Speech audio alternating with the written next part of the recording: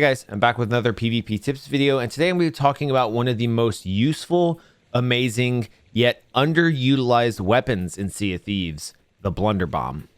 So just for a bit of an overview, blunderbombs are a throwable, and I choose them over firebombs most of the time just because of how versatile they really are.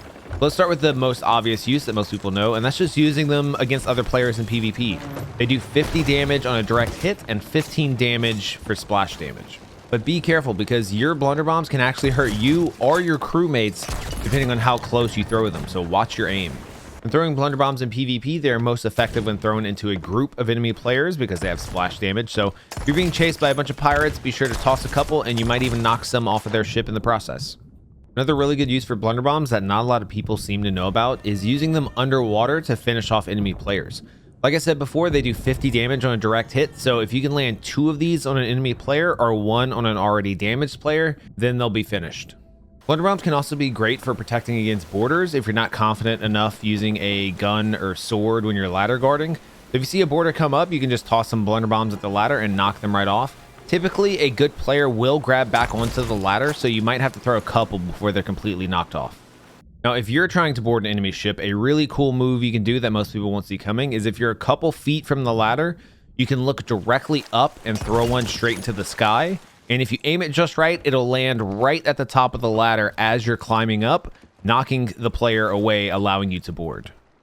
Speaking of knocking people off before you board, if you're shooting yourself to an enemy ship out of your cannon, you can throw blunderbombs in midair to try and knock a player off of their ship before you actually go to board them. However, the aim on this is pretty tricky.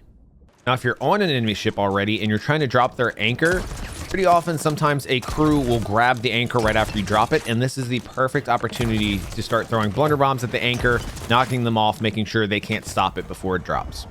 Now, if you're in a naval battle with another ship and they have a good angle on you, you can try and shoot blunderbombs at their cannon line to knock them off the cannon, maybe off the boat, or maybe even kill them to protect your ship until you are in a more advantageous position. Also, if you're in a naval battle and you've just chain shot an enemy mast, you can follow it up with a blunderbomb aimed for the sail length control to prevent them from picking the mast back up. Now, for another pretty unique use of blunderbombs, if you're in a stationary cannon, so your boat's parked or you're on an island or a tower cannon, and you're trying to hit an enemy ship that isn't anchored, but it's not quite in the right spot, you can actually use blunderbombs to move the ship where you want it or spin the ship so that their broadside isn't facing you. Lastly, blunderbombs are great for checking for tuckers on your ship, people who are hiding, waiting for you to finish an event or steal your treasure.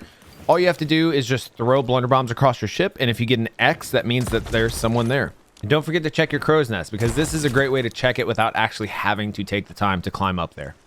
Okay, that's it for me today. I give away exclusive in-game items every Wednesday, and occasionally have Twitch drops on my stream at twitch.tv/blurbs, where I stream every weekday and most weekends. We also have an incredible Discord community full of very helpful people, and we'd love to have you join us. The link is in the description. But regardless, thank you for watching, and I hope you enjoyed the video.